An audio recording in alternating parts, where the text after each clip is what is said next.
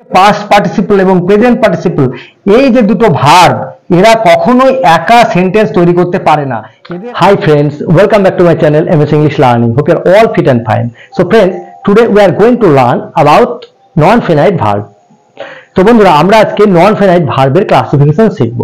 এর আগে আমরা ফাইনাইট ভার্ব কাকে বলে, নন ফাইনাইট ভার্ব কাকে বলে একদম সহজে শিখে গেছি। তোমরা এখনো যারা জানো না তারা চাইলে আমার চ্যানেলে ভিডিও দেওয়া আছে, দেখতে হবে, তাহলে একদম সহজে শিখে যাবে। আজকে শিখবো নন ফাইনাইট ভার্বের ক্লাসিফিকেশন। তাহলে শুরু করার আগে তোমরা এখনো যারা আমার চ্যানেলটি সাবস্ক্রাইব করোনি তারা অবশ্যই চ্যানেলটি সাবস্ক্রাইব করবে এবং সঙ্গে থাকবে পরবর্তী ভিডিওটি সর্বপ্রথমে তোমাদের মোবাইলে পাওয়ার জন্য। এবং অলরেডি যারা সাবস্ক্রাইব করে রেখেছো তাদের অসংখ্য ধন্যবাদ। সো ফ্রেন্ডস, আমার ভিডিওটি যদি তোমাদের ভালো লাগে তাহলে অবশ্যই একটা লাইক, কমেন্ট এবং শেয়ার করবে। তাহলে চলো শুরু করা যাক।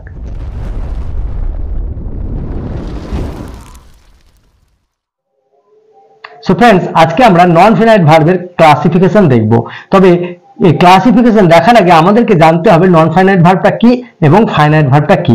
যদিও আমরা এর আগের ভিডিওতে শিখে গেছি, তবু আমি একবার ব্রিফলি একবার বলে দিই। দেখো, নন ফাইনাইট ভার্ব হলো যে ভার্ব সাবজেক্টের নাম্বার, পার্সন এবং টেন্স অনুযায়ী চেঞ্জ হয় না তাকে বলা হয় নন ফিনাইট ভার্ব।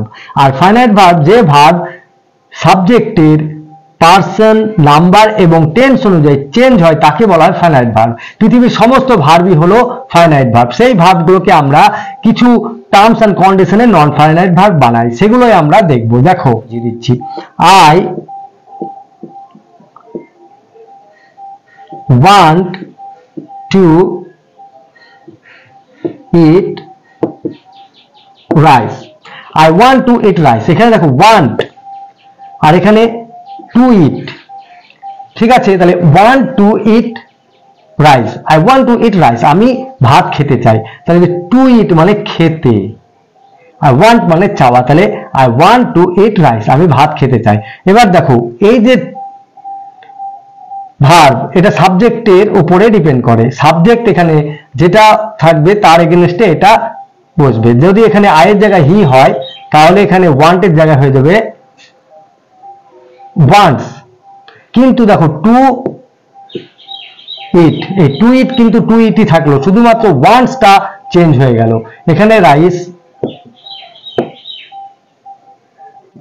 বোঝা গেল? আবার দেখো, এটা যদি আমি পাস্ট টেন্সে নিয়ে যাই তাহলে কি হবে? আই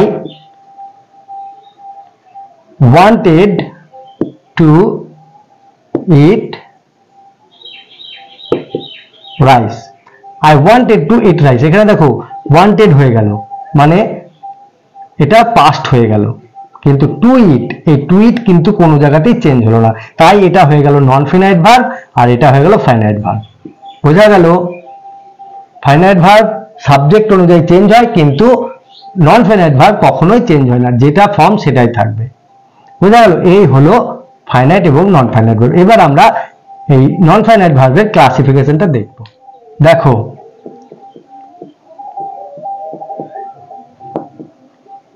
নন ফাইনাইট ভার্বকে তিন ভাগে ভাগ করা হয়। এক হলো ইনফিনিটিভ,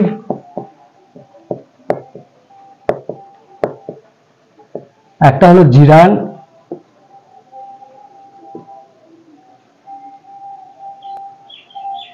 আর একটা হলো পার্টিসিপল।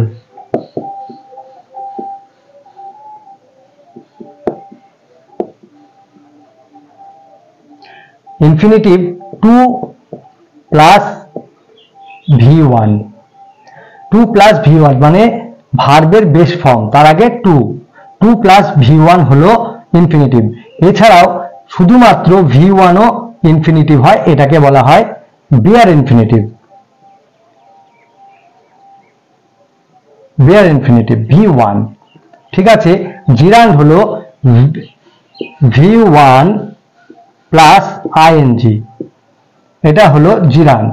আর পার্টিসিপলকে আবার তিন ভাগে ভাগ করা হয়, ঠিক আছে? একটা হলো প্রেজেন্ট, একটা পাস্ট, আর একটা হলো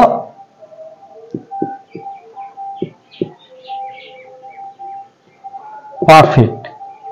প্রেজেন্ট, পাস্ট, পারফেক্ট, এই হলো নন ফিনাইট ভার্বের ক্লাসিফিকেশন।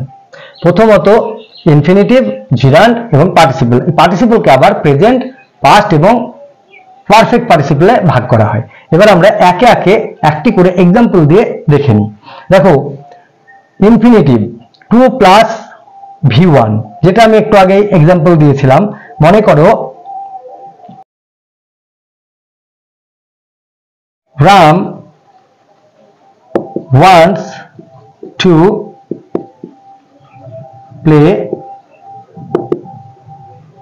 cricket.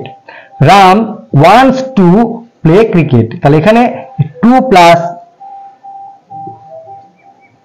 v1 মানে টু প্লে, এটা হলো ইনফিনিটিভ। ঠিক আছে, 2 এর সঙ্গে v1 যোগ করলে হয় ইনফিনিটিভ। এবার দেখো বিয়ার ইনফিনিটিভ বলেছিলাম, মনে করো I can play ক্রিকেট। এখানে দেখো ক্যান একটা ভার্ব, প্লে একটা ভার্ব। এবার এই প্লে এর আগে এখানে টু হতো, কিন্তু এখানে যেহেতু ক্যান হচ্ছে, ক্যানের পরে এখানে টু লাগে না, তার জন্য এটা হয়ে যায় বিয়ার ইনফিনিটিভ। শুধুমাত্র v1 দিয়ে এটা বিয়ার ইনফিনিটিভ মানে ইনফিনিটিভের কাজ করে, তার জন্য এটাকে বলা হয় বিয়ার ইনফিনিটিভ। ঠিক আছে, সমস্ত মডেল ভার্বের ক্ষেত্রে এই v1 শুধুমাত্র ইউজ হয়, এটা হলো বিয়ার ইনফিনিটিভ। ঠিক আছে, আবার দেখো I help him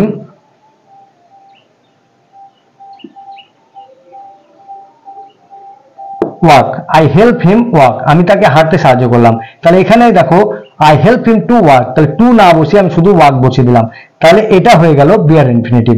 ঠিক আছে, I help him walk, এখানে দেখো দুটো, এ একটা ভার্ব, এ একটা ভার্ব, তাহলে এখানে কিন্তু টু নেই, তবুও এটা ইনফিনিটিভ, এটাকে বিয়ার ইনফিনিটিভ বলা হয়। তাহলে আশা করি তোমরা বুঝতে পারলে যে ইনফিনিটিভ কিভাবে সেন্টেন্সে কাজ করে। এবার আমরা দেখব জিরান্ড ভি প্লাস আইএনজি কিভাবে সেন্টেন্সে কাজ করে।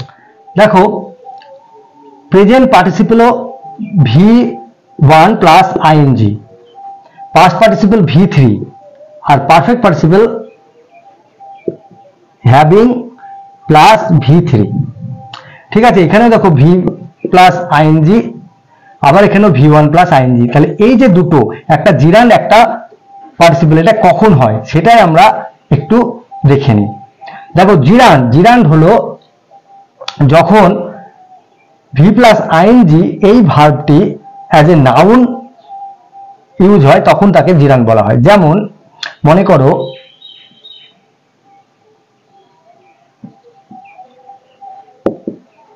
Running is good for health. Running is good for health, তাহলে রানিং এখানে দেখো সাবজেক্টের কাজ করছে, সাবজেক্ট নাউন বা প্রোনাউন ছাড়া হয় না, তাহলে এখানে রানিং হচ্ছে অ্যাজ এ নাউন, তার জন্য running is good for health. তাহলে রানিং মানে দৌড়ানো স্বাস্থ্যের জন্য ভালো। ঠিক আছে, smoking is injurious to health. Smoking is injurious to health, তাহলে স্মোকিং এখানে নাউনের কাজ করছে, তাহলে এটা হয়ে গেল জিরান্ড। ঠিক আছে, আবার দেখো আই লাইক ডান্সিং, এখানে ডান্সিংটা অবজেক্টের কাজ করছে, অবজেক্ট ও নাউন বা প্রোনাউন ছাড়া হয় না, তাহলে আই লাইক ডান্সিং এটাও হয়ে গেল জিরান্ড। Dancing is a জিরান্ড। বুঝা গেল? তাহলে জিরান্ড আশা করি বুঝে গেলে। এবারে আমরা দেখব পার্টিসিপল। দেখো, প্রেজেন্ট পার্টিসিপল এরা কখন কাজ করে? এরা দেখো প্রেজেন্ট পার্টিসিপল সবসময় কন্টিনিউয়াস টেন্স গঠন করে। যেমন I am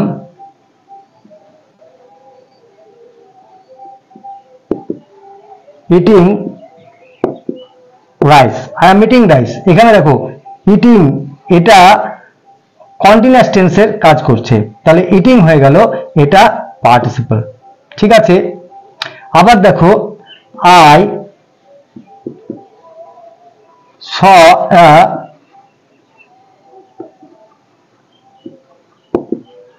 running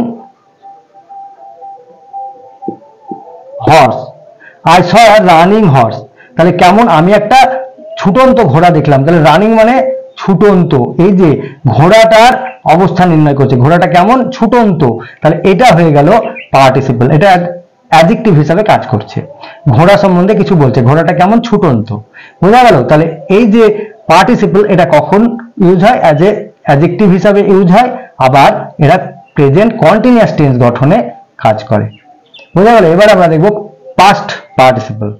past participle V3 এটা পারফেক্ট টেন্স গঠন করতে কাজ করে, যেমন I have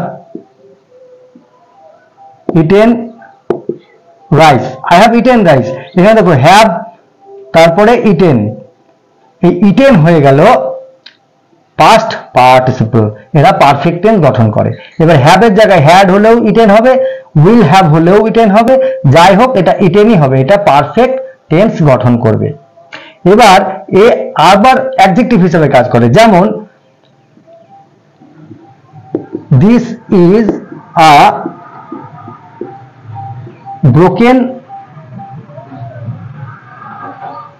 glass, this is a broken glass, তাহলে এই যে ব্রোকেন এটা হলো V3, তাহলে কি এটা গ্লাসের অবস্থা নির্ণয় করছে, গ্লাস কেমন ভাঙা, ব্রোকেন, ঠিক আছে। তাহলে এখানে অ্যাডজেক্টিভ হিসেবে কাজ করছে, গ্লাস ইজ ব্রোকেন, ঠিক আছে। তাহলে this is a broken glass, তাহলে ব্রোকেন ইজ আ V3 মানে পাস্ট পার্টিসিপল, বোঝা গেল। তাহলে পাস্ট পার্টিসিপল আমরা কিভাবে ইউজ করছি, এই যে পাস্ট পার্টিসিপল এবং প্রেজেন্ট পার্টিসিপল, এই যে দুটো ভার্ব এরা কখনোই একা সেন্টেন্স তৈরি করতে পারে না, এদের আগে একটি ভার্ব অবশ্যই প্রয়োজন হবে, ঠিক আছে। V3 এবং V4 একা একা সেন্টেন্স তৈরি করতে পারে না, এরা সবসময় অন্য ভার্বের সহযোগিতায় সেন্টেন্স তৈরি করে, ঠিক আছে। বাদবাকি যে তিনটে ফর্ম আছে ভার্বের, তো 5টি form V1 V2 V3 V4 V5, তাহলে এই যে 3 এবং 4 বাদ দিয়ে 1 2 এবং 5 এরা একা একাই সেন্টেন্স গঠন করতে পারে, এটা মনে রাখবে, ঠিক আছে। এবারে আমরা পারফেক্ট পার্টিসিপলটা দেখব। পারফেক্ট পার্টিসিপল কি বলেছি, having plus V3, having plus V3 দিয়ে সবসময় আমরা পাস্টেই বলতে পারি, যেমন দেখো having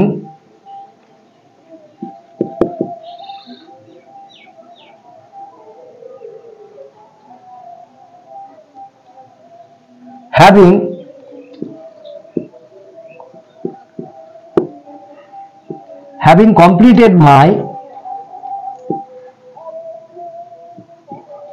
work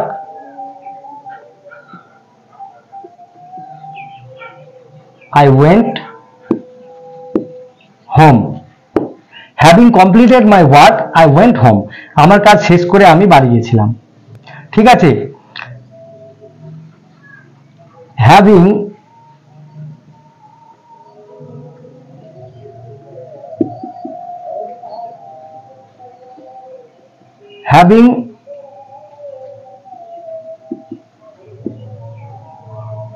finished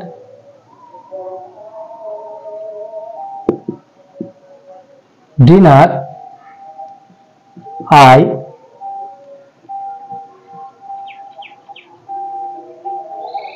slept, having finished dinner I slept, তাহলে finished এটা হচ্ছে V3, having finished dinner I slept, তাহলে আমি রাতের খাবার শেষ করে ঘুমিয়ে গেছিলাম। তাহলে এই হলো পারফেক্ট পার্টিসিপলের ইউজ। সো ফ্রেন্ডস, আজকে আমরা নন ফিনাইট ভার্বের ক্লাসিফিকেশন শিখলাম। তোমরা এগুলো প্র্যাকটিস করবে, যত প্র্যাকটিস করবে তত শিখবে।